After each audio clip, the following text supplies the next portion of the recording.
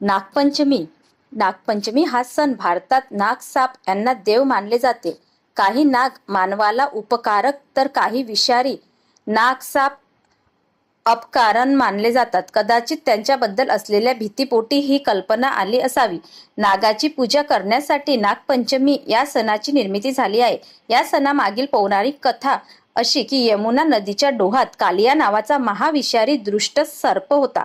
त्यांच्या साध्या फुत्काराने सुद्धा सर्व काही भस्मसात होई. श्रीकृष्णाने कालिया नागाला ठार मारले व गोकुळातील लोकांचे रक्षण केले. तो दिवस म्हणजे श्रावण शुद्ध पंचमी म्हणजे नागपंचमी.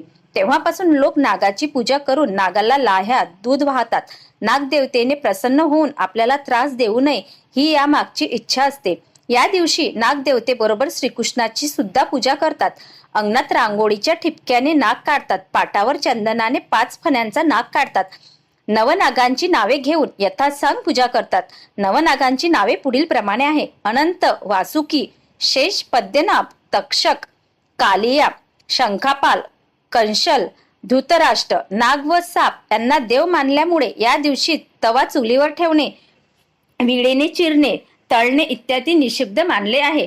कारण वरील क्रिया करताना अनावधानाने साप किंवा नाग यांना इजा पोरण्याची शक्यता असते असे मानले जाते. नागपंचमीच्या आदल्या दिवशी स्त्रिया हातावर मेहंदी काढतात व नवीन बांगड्या भरतात. खेडेगावातून झाडाला दोर बांधून मुली झोके घेण्याचे खेळ खेळतात. या दिवशी गारुडी लोक शहरात नाग घेऊन रस्त्याने हिंडतात व त्यांना घरी बोलावून लोक त्यांची पूजा करतात.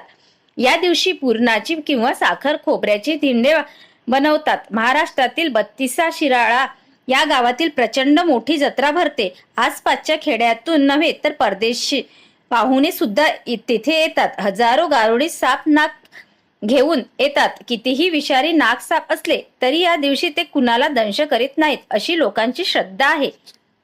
तर मैत्रिणींनो, कहाणी आवडली असेल आणि माझ्या चॅनलवर नवीन असाल तर चॅनलला सबस्क्राईब करा, लाईक करा. धन्यवाद.